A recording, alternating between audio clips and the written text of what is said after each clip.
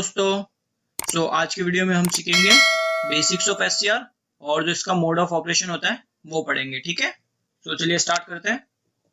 देखो, पहले हम एससीआर का बेसिक्स देख लेते हैं। ठीक है, देखो, फर्स्ट पॉइंट आता है कि जो एससीआर है वो 4 लेयर डिवाइस है। अब कैसे, देखो, ये एक लेयर हो गई, ये 2, ये 3 और ये 4। टोटल लेयर कितनी हो गई? 4। तो SCR is a 4 layer device. Clear है? अब देखो सेकंड, अब देखो ये क्या है? पी टाइप है, ये एन टाइप है। ठीक है, तो ये दोनों मिलके एक जंक्शन बनाएंगे, तो वो आपका हो गया J1 जंक्शन। अब ये वाला एन और ये वाला पी बना के एक जंक्शन बनाएंगे, ये हो गया J2 जंक्शन। ये वाला पी और ये वाला एन प्लस ये आपका बनाएगा जंक्शन J3। तो टोटल जंक्शन कितने हो गए? 3। तो SCR is a 3 junction device. ठीक है, अब देखो, जब इसके आप टर्मिनल की बात करते हो तो देखो, एक टर्मिनल इसका यहाँ पे होता है, ठीक है, एक यहाँ पे होता है और एक इसका यहाँ पे होता है। तो SCR is a 3 terminal device. Clear है?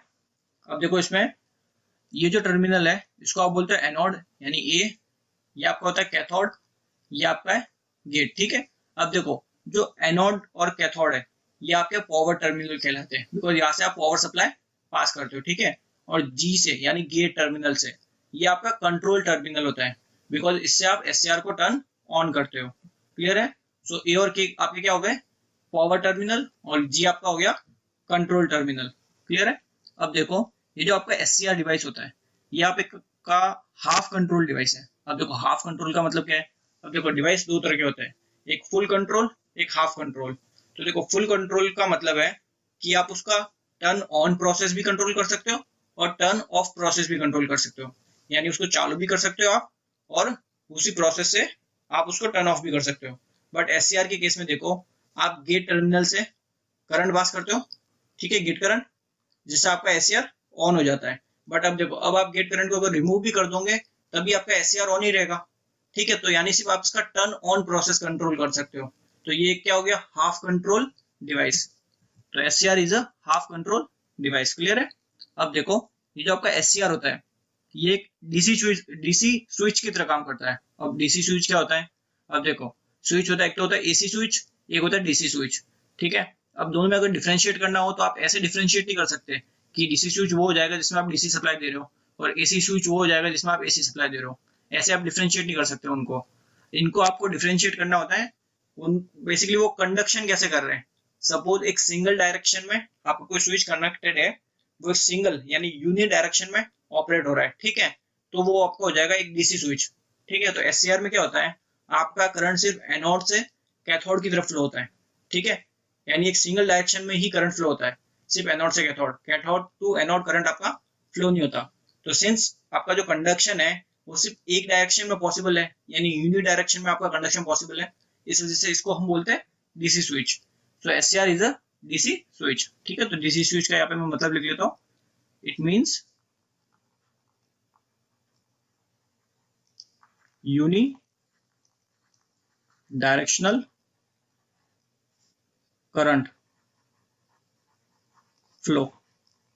और कहां से कहा होता है वो? आपका एनोड से कैथोड। क्लियर है ये? तो देखो, अगला पॉइंट क्या आता है आपका?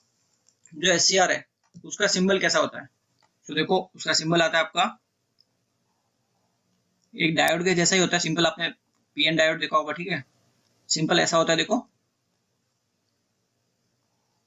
बस इसमें यहाँ पे एक आपका गेट टर्मिनल आप जोड़ देते हो। ठीक है, ये आपका ये आपका एनोड और ये आपका कैथोड। ठीक है, ये इसके टर्मिनल्स हो गए और ये आपका इसका सिंबल है। यहाँ पे देखो, मैं आपको एक चीज बताना भूल गया। अगर देखो, मैंने यहाँ पे ये प्लस लिखा है ना, ठीक है, और एक जगह मैंने नेगेटिव लिखा है और एक वाले में मैंने कुछ भी नहीं लिखा। तो देखो, जो प्लस है, इस प्लस का मतलब होता है कि वो पर्टिकुलर मटेरियल यानी जो पी टाइप मटेरियल है वो आपका हैवीली डोप्ड है या फिर हाईली डोप्ड। ठीक है, तो ये हो जाएगा हाईली डोप्ड। ठीक है, और अगर मैंने नेगेटिव अगर साइन आपको बनाया है तो वो आपका होगा लाइटली डोप्ड। Lightly doped. ठीक है, यानी कि देखो, जो फर्स्ट लेयर है उसमें आपका जो मटेरियल है पी टाइप वो आपका हाईली डोप्ड है, और सेकंड लेयर में जो एन माइनस है यानी जो एन टाइप मटेरियल है वो लाइटली डोप्ड है। और देखो, ये जो पी है इसमें मैंने कोई भी साइन प्लस माइनस कुछ भी नहीं बनाया, इसका मतलब है ये आपका क्या है? नॉर्मली डोप्ड है। ठीक है, नॉर्मली मतलब ये जो लाइटली डोप्ड है इससे तो ज्यादा है। ठीक है, बट ये हाईली डोप से कम है। समझ गए? सो डोपिंग वाला समझिए ये क्या कॉन्सेप्ट है। बेसिकली ये है ना, ये आपका स्ट्रक्चर होता है, एससीआर का स्ट्रक्चर, और ये आपका एससीआर का सिंबल। ठीक है, ये बेसिक चीज है, ये आपको डायरेक्ट थ्योरेटिकल क्वेश्चन में, मतलब वन लाइन क्वेश्चन हो गए ये सारे, ये आपको पूछे जाते हैं एग्जाम में। क्लियर है? तो आगे देखते हैं। अब देखो ये आपका सिंपल एक स्ट्रक्चर है पीएन जंक्शन का। ठीक है, अब देखो इसमें एक देखो मैं आपको अलग से समझाता हूँ, अच्छे से आपको समझ में आ जाएगा, जिससे आपने देखो पीएन जंक्शन पढ़ा होगा। ठीक है, जो पीएन डायोड होता है वो आपने पढ़ा होगा। ठीक है, उसमें क्या होता है कि एक साइड वाला हाफ पोर्शन आपका पी की तरह काम करता है, एक साइड पोर्शन आपका एन की तरह काम करता है। ठीक है, तो सपोज देखो मैंने यहाँ पे लिखा ये प्लस है, ये माइनस है। तो इसका प्लस और माइनस का मतलब आपको पता है, मैंने बता दिया। तो इसका मतलब है जो पी मटेरियल है ये हाईली डोप्ड है, और जो एन मटेरियल है वो लाइटली डोप है। तो देखो आपको पता है जो आपकी डोपिंग होती है, ठीक है, डोपिंग वो इनवर्सली प्रोपोर्शनल होती है डिप्लेशन विड्थ के, डिप्लेशन विड्थ के, ये आपको पता है। ठीक है, यानी सपोज कोई मटेरियल है उसकी डोपिंग ज्यादा की है आपने, ठीक है, उसकी डोपिंग ज्यादा की है, तो उसकी डिप्लेशन विड्थ होगी वो क्या होगी? कम। यानी कि देखो ये जो आपने सेंटर में जो इनको सेपरेट करने के लिए जो लाइन खींची है, अब देखो ये जो पी है ये हाईली डोप्ड है, तो इसकी जो डिप्लेशन विड्थ होगी वो कम होगी इस साइड। तो यानी इस साइड जो आपकी विड्थ होगी वो आपकी क्या होगी?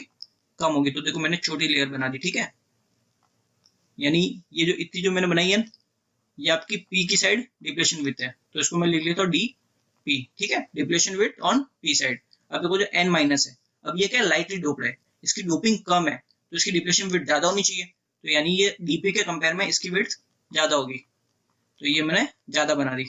अब देखने से आपको पता चला ये ज्यादा है, ये आपकी हो गई डी एन। ठीक है, तो ये कॉन्सेप्ट आप समझ गए कि डिप्लेशन विड्थ किस साइड ज्यादा, मतलब ज्यादा चौड़ी होगी और किस साइड ज्यादा पतली होगी। ठीक है, यानी किस साइड थिन होगी और किस साइड थिक होगी। ठीक है, तो देखो ये पी टाइप है, अब पी टाइप का पी टाइप है और पी प्लस है, यानी हाईली डोप्ड है, तो इसकी डिप्लेशन विड्थ क्या होगी? छोटी होगी। ठीक है, तो ये देखो ये मैंने एकदम छोटा सा मैं बना देता हूँ,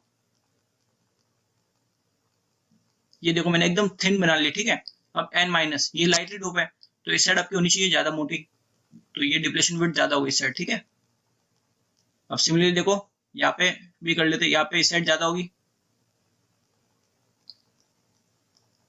क्लियर है? अब देखो ये क्या है? पी क्या है? नॉर्मली डोप्ड है। अब अगर नॉर्मली डोप्ड है तो जो पी प्लस था हैवीली डोप्ड, इसके कंपेयर में तो इसकी डिप्लेशन विड्थ जो होगी वो ज्यादा होगी। ठीक है, बिकॉज ये नॉर्मली डोप्ड है, ये ज्यादा डोप है इसलिए इसकी विड्थ कम थी, तो इसकी थोड़ी सी ज्यादा होगी पी प्लस से, बट जो एन माइनस से इसकी कमी होगी, तो ये थोड़ी सी मैंने ज्यादा कर दी। क्लियर यहाँ तक? अब देखो ये जो पी है इसकी वापस यहाँ पे बना देता हूँ। अब देखो ये क्या है? एन प्लस, यानी हाईली डोप्ड है, तो इसकी जो डिप्लेशन विड्थ होगी वो क्या होगी? कम होगी। सो ये मैंने देखो कम बना ली। यहाँ तक क्लियर है? अब देखो ये जो डिप्लेशन विड्थ बनाई आपने पीएन जंक्शन पढ़ा होगा, अब ये जो डिप्लेशन विड्थ होती है इतनी जो, ठीक है, ये किस तरह काम करती है? बैरियर पोटेंशियल की तरह, यानी ये एक बेसिकली आपके करंट के फ्लो को रोकती है। ठीक है, ये एक रेजिस्टेंस की तरह काम करती है, ये बेसिकली जो सप्लाई वोल्टेज होती है उसका अपोज करती है। ठीक है, तो ये आप ऐसा बोल सकते हैं कि एक रेजिस्टेंस की तरह काम कर रही है। तो सिमिलरली देखो यहाँ पे भी क्या होगा? ये बैरियर जो बना ये आपका एक रेजिस्टेंस की तरह काम करेगा। ठीक है, बेसिकली तीन आपके बन रहे हैं जंक्शन, तो तीन बनेंगी आपके रेजिस्टेंस अलग अलग। ठीक है, तो ये मैंने तीन बना लिए। ठीक है, ये आपका J1 के लिए यानी J1 जंक्शन, ये J2 के लिए, और ये आपका J3 के लिए। तो ये चीज आप समझ गए, तो इनको आप बोल सकते हो बैरियर जंक्शन। ये आपके है बैरियर जंक्शन पे।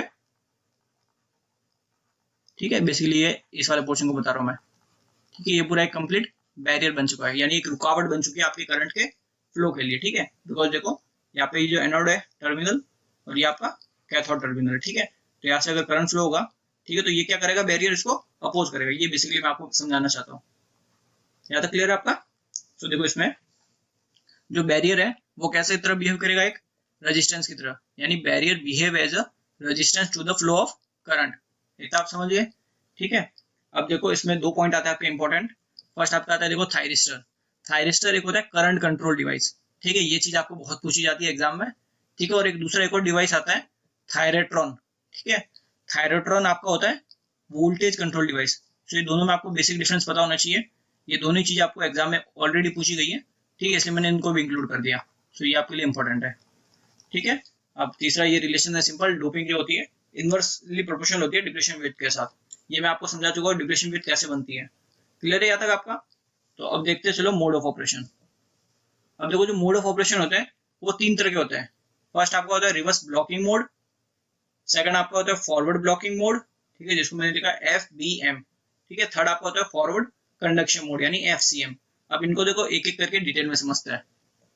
तो देखो ये आपका सिंपल एक स्ट्रक्चर बना दिया मैंने SCR का, ठीक है। अब रिवर्स ब्लॉकिंग मोड में क्या होगा कि आपका ये जो P टाइप है इसको आप जो पोलरिटी दोगे यानी जो सप्लाई वोल्टेज दोगे वो आप दोगे नेगेटिव, ठीक है, यानी ये नेगेटिव हो गया और ये आपका पॉजिटिव, इस टाइप का आप वोल्टेज दोगे, ये वाली आपकी पोलरिटी होगी, ठीक है। तो ये आपकी पोलरिटी होगी। अब देखो करंट सिंपल ऐसे फ्लो होगा ना, पोलरिटी के अकॉर्डिंग आप देख सकते हो। अब देखो मैंने आपको ऑलरेडी बता दिया था कि ये किस तरह काम करेगा, एक रेजिस्टेंस की तरफ, ये सारे एक रेजिस्टेंस की तरह काम करेंगे बिकॉज यहाँ पे एक बैरियर बनेगा, ठीक है। तो देखो अब ये सब रेजिस्टेंस है, इनके थ्रू करंट फ्लो होगा, तो पोलरिटी आप बता सकते हो, यानी सपोज देखो कोई ऐसा रेजिस्टेंस होता है, ठीक है, ये कोई R है, अब इसमें कोई करंट फ्लो हो रहा है पर्टिकुलर I, तो अब इस रेजिस्टेंस की जो पोलरिटी वो कैसे लिखते हो, प्लस माइनस, ठीक है। तो ये आपका हो जाएगा प्लस, ये माइनस, ये प्लस, ये माइनस, ये प्लस, ये माइनस, ये चीज आप समझ गए। तो देखो ये प्लस है यानी कि ये कंप्लीट आपका क्या हो गया, सारा प्लस प्लस हो जाएगा ये सब,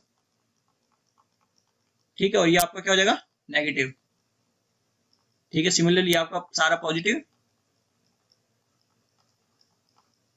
और ये आपका नेगेटिव, अगेन ये आपका पॉजिटिव, ये आपका नेगेटिव। सो ये चीज आप इतना समझ गए होंगे, क्लियर है। सो अब यहाँ पे देखो आप, अब ये देखो ये N किससे कनेक्टेड है, पॉजिटिव से, यानी इसमें क्या कौन सा चार्ज है आपका पॉजिटिव, बिकॉज आपको देखो जब आप कोई PN जंक्शन बनाते हो, ये आपका सिंपल PN जंक्शन है, तो आप कब बोलते हो कि ये फॉरवर्ड वाइज में होगा, जब आप पॉजिटिव को पॉजिटिव से जोड़ते हो और नेगेटिव को नेगेटिव से जोड़ते हो, तब आपका ये फॉरवर्ड वाइज में होता है। ये आपकी बेसिक आपको कंडीशन पता है, क्लियर है। बट इस केस में देखो ये जो N है यानी N साइड किससे कनेक्टेड है, पॉजिटिव से, ठीक है। तो ये N साइड वाली पॉजिटिव से कनेक्टेड है और P साइड वाली नेगेटिव से कनेक्टेड है। तो ये वाला जो जंक्शन है J3, ठीक है, ये कैसा काम करेगा, एक रिवर्स बायस की तरह, यानी ये हो जाएगा एक रिवर्स बायस्ड की तरह, ठीक है। ये आपका जंक्शन J2 है, ये आपका J1, क्लियर है। अब यहाँ पे आओ, इस वाले जो J2 जंक्शन है यहाँ पे आओ, देखो इसमें ये जो P है ये इस वाले J2 के केस में ये पॉजिटिव से कनेक्टेड है, ठीक है, और ये जो N है ये आपका नेगेटिव से कनेक्टेड है। तो ये कंडीशन कौन सी होगी आपकी, फॉरवर्ड बायस की, यानी ये वाली जो बैरियर है J2 जंक्शन ये आपका फॉरवर्ड बायस में हो गया, तो ये हो जाएगा एक फॉरवर्ड बायस, क्लियर है यहाँ तक। अब देखो थर्ड जो फर्स्ट वाला जंक्शन है उस पर आओ, अब देखो इसमें जो N है ये वाला ये आपका पॉजिटिव से कनेक्ट है और ये P है ये आपका नेगेटिव से कनेक्ट है, तो ये कौन सा कंडीशन हो गई आपकी रिवर्स बायस की, यानी जो J1 है ये आपका एक रिवर्स बायस की तरह काम करेगा, यहाँ तक क्लियर है। तो देखो इसका अगर मैं सिंपल सर्किट बनाता हूँ तो देखो जो आपका J1 है वो किसकी तरह काम करे, रिवर्स बायस की तरह। तो रिवर्स बायस में क्या होता है, सर्किट ओपन, ठीक है, और J2 है ये आपका फॉरवर्ड यानी शॉर्ट हो जाएगा, ठीक है, और J3 है वो ओपन हो जाएगा बिकॉज वो रिवर्स बायस है। ये सिंपल इतना सर्किट समझ गए। ये आपका सप्लाई वोल्टेज, इसकी पोलरिटी आपकी क्या है, ये इसकी पोलरिटी रहेगी V, ठीक है। अब देखो ये आपका J1 है, ये आपका J2 है और J3 ये आपका है J2 सॉरी, और ये आपका J3 J2 आपका क्या है फॉरवर्ड बायस, यहाँ तक क्लियर है। तो देखो इस केस में आपका क्या हुआ, जो J1 है और J3 है, अब ये जो वोल्टेज है सप्लाई वोल्टेज ये पूरा का पूरा कहाँ पे डिपॉजिट होगा, मतलब किसके अक्रॉस सारा ड्रॉप होगा, एक तो J3 जंक्शन के अक्रॉस और J1 के अक्रॉस, यानी ये पूरा का पूरा वोल्टेज अगर आप सिंपल KVL भी लगाते हो तो आपको देखो ऐसे तो मिलेगा कि V equals to VJ3 plus VJ1, ठीक है, ये हो जाएगा, यानी सारा का सारा सप्लाई वोल्टेज J1 और J3 के अक्रॉस डेसिपेट हो जाएगा या फिर उसके उनके अक्रॉस एग्जिस्ट करेगा, ठीक है। तो देखो whole voltage will appear across J1 and J3 है यहाँ पे, ठीक है ना। तो J3 और J1 के अक्रॉस सारा अप्लाई हो जाएगा, वहीं पे एग्जिस्ट करेगा, क्लियर है पहला पॉइंट आपको। अब आगे देखो कि अब देखो ये सर्किट कैसा है, ये आपका एनोड टर्मिनल था, ये कैथोड था, ठीक है। अब ये देखो J1 और J3 ओपन है, तो इसका मतलब तो आप समझ गए होंगे कि एनोड टू कैथोड करंट तो 0 है, ठीक है, ये आप समझ गए। बट ये जो चीज है ना, ये आपकी आइडियली होती है, ठीक है। प्रैक्टिकली ये करंट आपका 0 नहीं होता, प्रैक्टिकली कुछ ना कुछ करंट फ्लो होता है, ठीक है। और उस करंट को आप बोलते हो लीकेज करंट, ठीक है।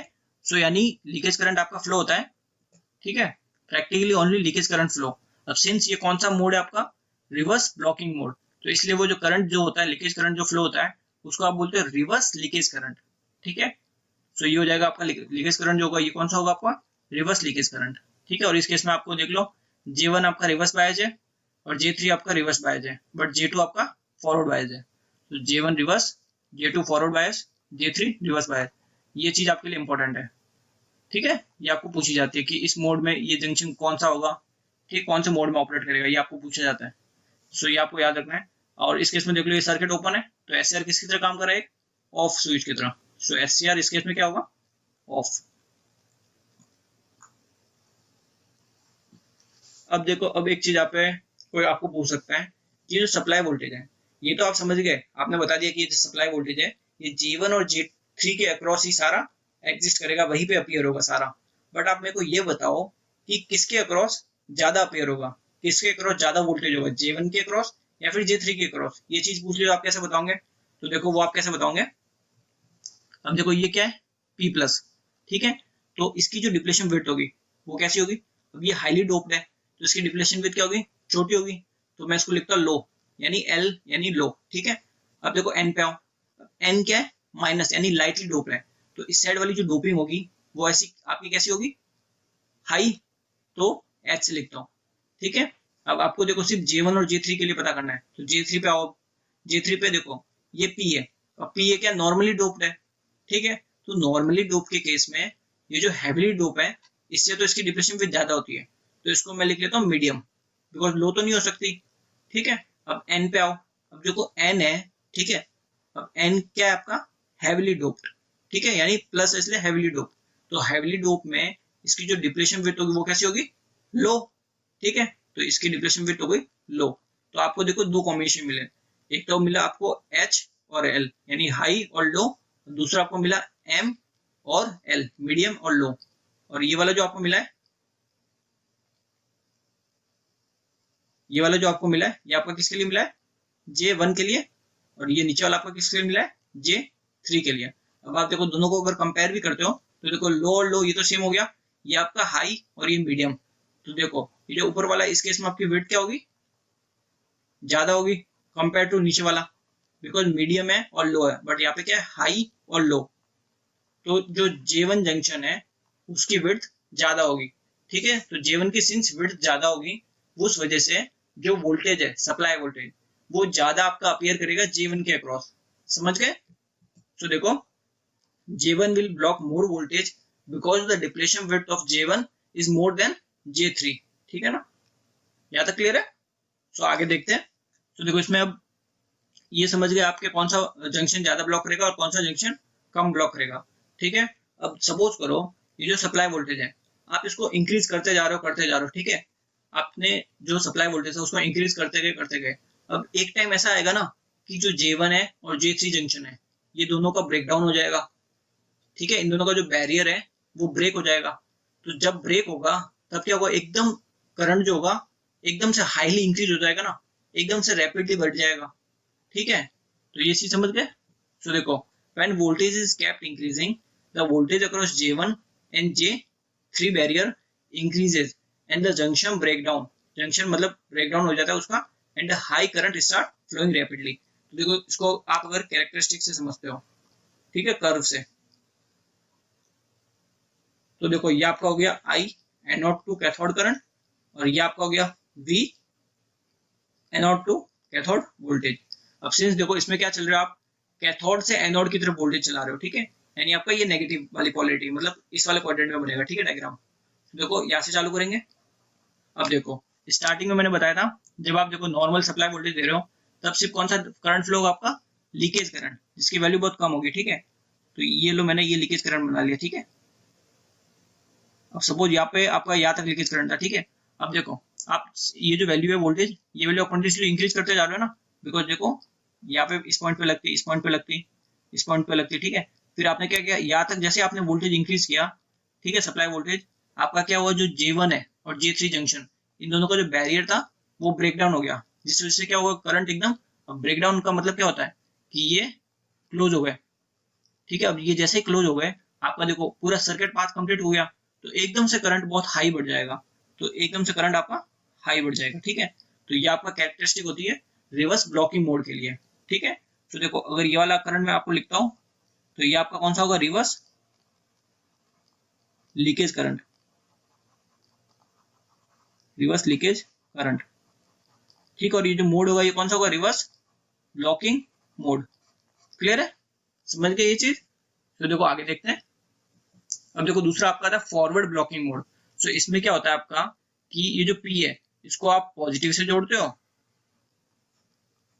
ठीक है, और जो नेगेटिव है यानी जो N टाइप है मटेरियल उसको आप नेगेटिव से जोड़ते हो। सो ये आपका प्लस और ये आपका माइनस।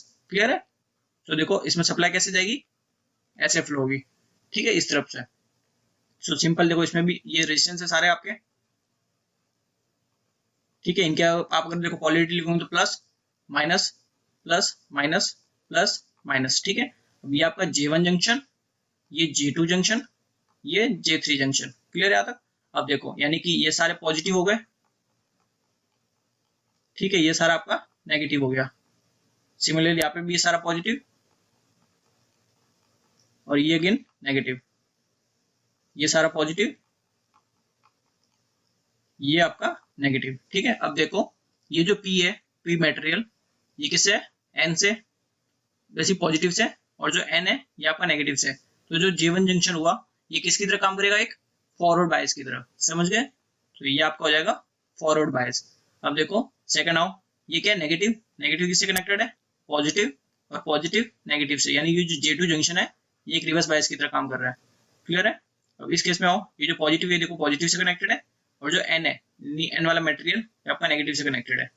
तो ये आपका हो गया फॉरवर्ड बायस। तो देखो इसका अगर मैं सर्किट बनाता हूँ तो फॉरवर्ड बायस का मतलब शॉर्ट सर्किट, रिवर्स बायस मतलब ओपन सर्किट, ठीक है। तो ये आपका बन जाएगा इसका सर्किट, ठीक है। ये आपका वोल्टेज, ये आपका एनोड टर्मिनल है, ये आपका कैथोड टर्मिनल है। तो इसके वजह से देखो J1 आपका फॉरवर्ड है, J2 आपका रिवर्स है, और J3 आपका फॉरवर्ड है। तो इस केस में अगर देखो आप आइडियली देखते हो तो एनोड टू कैथोड करंट तो क्या होगा, 0। ये आपका आइडियल केस है, ठीक है ना, आइडियली। बट देखो आप प्रैक्टिकल देखते हो, ठीक है, प्रैक्टिकल केस में ये करंट आपका 0 नहीं होता, कुछ ना कुछ लीकेज करंट फ्लो होता है, ठीक है। सिमिलरली जैसे देखो रिवर्स ब्लॉकिंग मोड में आपका कुछ ना कुछ लीकेज करंट फ्लो हो रहा था, जिसको आपने क्या नाम दिया था, रिवर्स लीकेज करंट। अब ये मोड आप पढ़ रहे हो फॉरवर्ड ब्लॉकिंग मोड, तो इस केस में भी अगर देखो प्रैक्टिकली कुछ ना कुछ लीकेज करंट फ्लो होता है, तो अब देखो डिफरेंशिएट करने के लिए इस करंट को क्या बोल दोगे आप, फॉरवर्ड लीकेज करंट, ठीक है। तो देखो इस केस में क्या होगा, ये जो सप्लाई वोल्टेज है, ठीक है, ये इसका जो सप्लाई वोल्टेज का है ये पूरा का पूरा कौन ब्लॉक करेगा, सिर्फ एक ही जंक्शन है ओपन, ठीक है, पूरा का पूरा यही आपका ब्लॉक कर देगा वोल्टेज, ठीक है। तो J2 will block all the supply voltage. ये क्लियर है आपका। सो देखो इस केस में J1 आपका फॉरवर्ड बायस है, ठीक है, J2 आपका रिवर्स बायस्ड है, और J3 आपका फॉरवर्ड बायस है। तो ये आपके लिए बहुत इंपॉर्टेंट है, ये चीज आपको पूछी जाती है, ठीक है। ये किस मोड में कौन सा जंक्शन क्या मोड में ऑपरेट कर रहा है वो आपको एग्जाम में पूछा जाता है, ठीक है, थ्योरेटिकल क्वेश्चन बनता है ये सिंपल। तो आगे देखते हैं। Practically only leakage current flow जो होता है आपका फॉरवर्ड लीकेज करंट, ठीक है, ये ऑलरेडी मैंने आपको बता दिया। तो देखो अब देखते हैं फॉरवर्ड कंडक्शन मोड क्या होता है, ठीक है। तो देखो जो फॉरवर्ड ब्लॉकिंग मोड आपने पढ़ा सेम वही होता है फॉरवर्ड कंडक्शन मोड भी। सिमिलरली देखो इसमें भी क्या करते हो आप, पॉजिटिव से ये टर्मिनल कनेक्ट करते हो यानी एनोड को, और आपका जो कैथोड होता है उसको आप नेगेटिव से कनेक्ट करते हो, ये सप्लाई वोल्टेज, ठीक है, ये आपका एनोड है, ये आपका कैथोड है। तो इस केस में भी देख लो ये आपका जंक्शन क्या होना चाहिए, फॉरवर्ड, जैसे लास्ट फॉरवर्ड ब्लॉकिंग मोड में था वैसे ही, ठीक है। ये आपका रिवर्स और ये आपका फॉरवर्ड, ये आपका मोड होना चाहिए। बिकॉज देख लो ये आपके सारे जो बैरियर है ये एक रेजिस्टेंस की तरह काम करेंगे, ठीक है। सो ये प्लस ये माइनस, ये प्लस ये माइनस, ये प्लस ये माइनस, ठीक है, यानी देखो ये सारे पॉजिटिव हो जाएंगे। अब सिंस आपका P मटेरियल पॉजिटिव से कनेक्टेड है और जो N मटेरियल है, ठीक है, ये वाला N मटेरियल ये आपका नेगेटिव से कनेक्टेड है, ठीक है। तो ये कौन सा केस हो गया है, फॉरवर्ड बायस का, ठीक है। और यहाँ पे भी same positive positive positive, negative negative negative, ठीक है। अगेन ये सारा पॉजिटिव, ये एंड ये नेगेटिव, ठीक है। तो इसका देखो अगर मैं सर्किट बनाता हूँ तो देखो जो फर्स्ट J1 जंक्शन है वो forward, J2 back reverse, J3 आपका फॉरवर्ड, ये आपका सप्लाई वोल्टेज V। यहाँ तक आपका इतना क्लियर होगा, ठीक है। J1 J2 and J3। But देखो फॉरवर्ड ब्लॉकिंग मोड और फॉरवर्ड कंडक्शन मोड, इन दोनों में डिफरेंस क्या है? पोलैरिटी आपकी सेम, जैसे उसमें कनेक्ट किया वैसे कनेक्ट करते हैं, मोड सारा सेम रहता है, यानी J1 फॉरवर्ड वाइज में रहता है, J2 रिवर्स वाइज में, J3 फॉरवर्ड वाइज में। बस इस केस में क्या करते हैं हम, ये जो सप्लाई वोल्टेज है इसको हम इंक्रीज करते जाते हैं, इंक्रीज करते जाते हैं, इंक्रीज करते जाते हैं।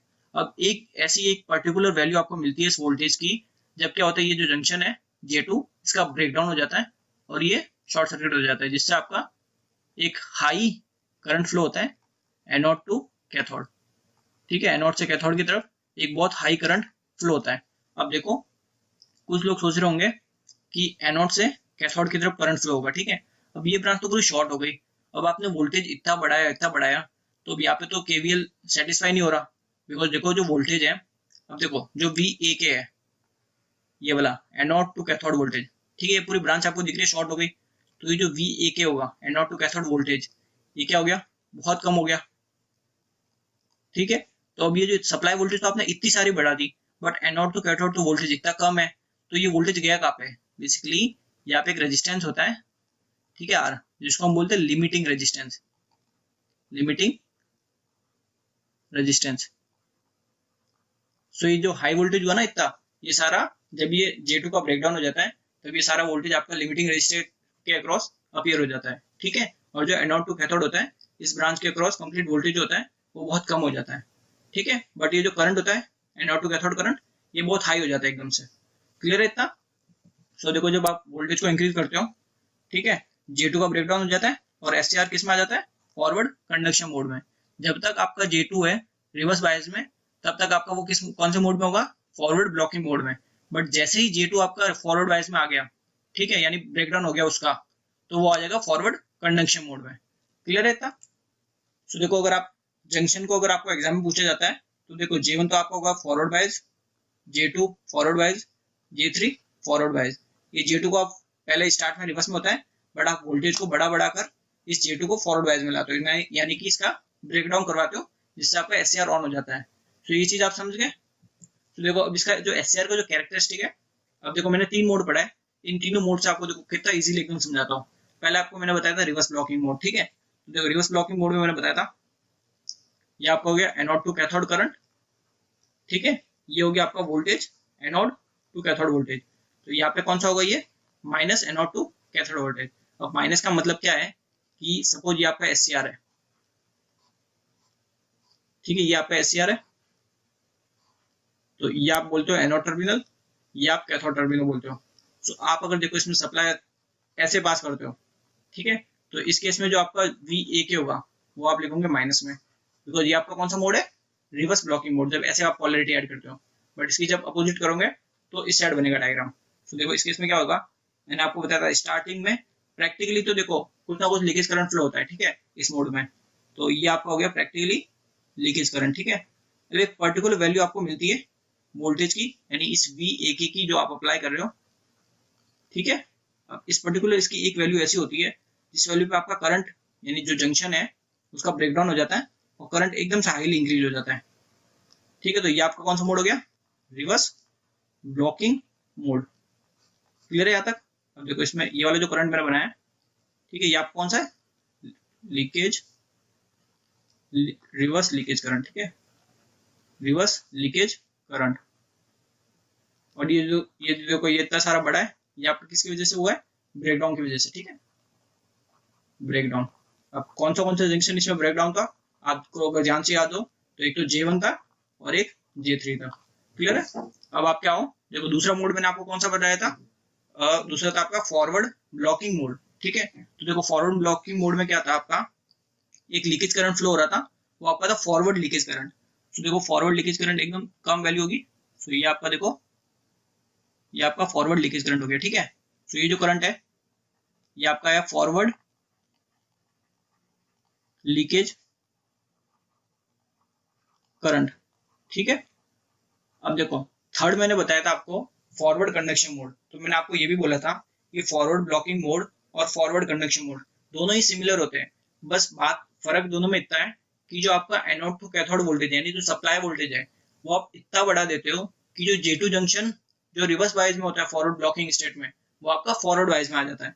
तो देखो सपोज देखो आप यहाँ पे क्या कर रही हो, ये जो चीज है देखो ये आपका क्या है एनोड टू कैथोड वोल्टेज यानी सप्लाई वोल्टेज, तो इसको देखो आप कंटिन्यूसली इंक्रीज करते हो तो एक पॉइंट आपको ऐसा मिला, ठीक है। सपोज इस पर्टिकुलर वैल्यू पे आपको यानी ये वाला जो पॉइंट है, ठीक है, इसको बोल दो VBO, ठीक है, ब्रेक ओवर वोल्टेज, जहाँ पे आपका जंक्शन का ब्रेकडाउन हो गया, ठीक है।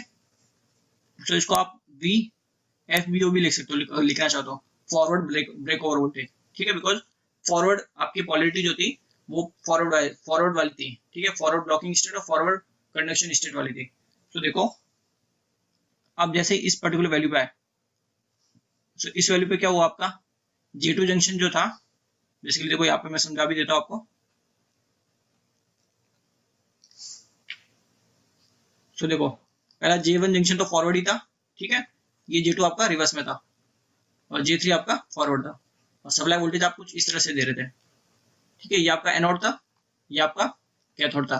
तो आपने ये जो सप्लाई वोल्टेज इसकी वैल्यू इतनी बढ़ाई कि जो J2 जंक्शन था इसका ब्रेकडाउन हो गया, ठीक है। अब देखो जैसे ब्रेकडाउन हुआ ये एनोड टू कैथोड करंट, ठीक है, IAK, ये क्या हो गई इंक्रीज हो गई, बट इसके साथ साथ आप ये भी देखो जो एनोड टू कैथोड वोल्टेज है यानी VAK, इसकी वैल्यू क्या हो गई वेरी लो, बहुत कम हो जाएगी, बिकॉज देखो ये कंप्लीट पूरा पाथ क्या हो गया एक शॉर्ट सर्किट हो गया, और शॉर्ट सर्किट में आप आइडियली बोलते हो वोल्टेज के 0, बट आप प्रैक्टिकली बात कर रहे हो तो एनोड टू कैथोड वोल्टेज क्या हो गया लो। इस वजह से क्या हुआ यहाँ पे एक रेजिस्टेंस होता है जिसको आप लिमिटिंग रेजिस्टेंस बोलते हो, यानी ये सप्लाई वोल्टेज जो भी है ये जो एनोड टू कैथोड पे तो बहुत कम होती है, ठीक है, सारी आपकी इस लिमिटिंग रेजिस्टेंस के अक्रॉस ड्रॉप हो जाती है। तो देखो मैंने क्या बोला VAK की वैल्यू क्या हो गई लो हो गई, तो ये जो VAK है पर्टिकुलर इस पॉइंट पे तो इसकी वैल्यू क्या होगी कम, तो कम के लिए देखो आपको इस साइड आना पड़ेगा ना, एक सेकंड ये सही नहीं बढ़ा थोड़ा, तो देखो ये देखो VAK की मैंने कम कर दी। अब इस पर्टिकुलर पॉइंट पे आप देखो VAK की वैल्यू, ये आपकी VAK की वैल्यू है इस पर्टिकुलर पॉइंट पे, तो देखो VAK की वैल्यू कितनी कम हो गई, ठीक है, यानी ये जो V एनोड से कैथोड के बीच में जो वोल्टेज है ये वाला इसकी वैल्यू बहुत कम है, तो ये देखो मैंने कम बना दी, ठीक है। अब इस पर्टिकुलर पॉइंट पे आने के बाद आपको क्या पता चला करंट जो है एनोड टू कैथोड करंट इसकी वैल्यू क्या हो गई बढ़ गई बहुत, तो ये लो मैंने बना दिया एनोड टू कैथोड करंट, ठीक है, इस पर्टिकुलर पॉइंट पे आके, ठीक है, ये आपकी एनोड टू कैथोड करंट की जो वैल्यू है। सो देखो ये जो लीकेज करंट मैंने बनाया फॉरवर्ड, ये आपका कौन सा मोड हो गया फॉरवर्ड ब्लॉकिंग मोड, और ये जो मैंने देखो करंट को एकदम से इंक्रीज किया, ठीक है, ये आपका हो गया फॉरवर्ड कंडक्शन मोड, ठीक है। तो देखो तीनों मोड से मैंने आपको देखो कैरेक्टरिस्टिक बना के बता ली, और देखो कहीं पे भी मैंने ऐसा नहीं बोला कि आपको ये चीज रटनी पड़ेगी या फिर ये चीज रटनी पड़ेगी, ठीक है, एक एक चीज मैंने आपको डिटेल में समझाई है, ठीक है। तो आपको अगर समझ में आ गया तो ठीक है, अगर आपको नहीं समझ आया तो मेरे को कमेंट में बताना, मैं आपके नेक्स्ट वीडियो में वो डाउट क्लियर कर दूंगा, क्लियर है। So thank you very much.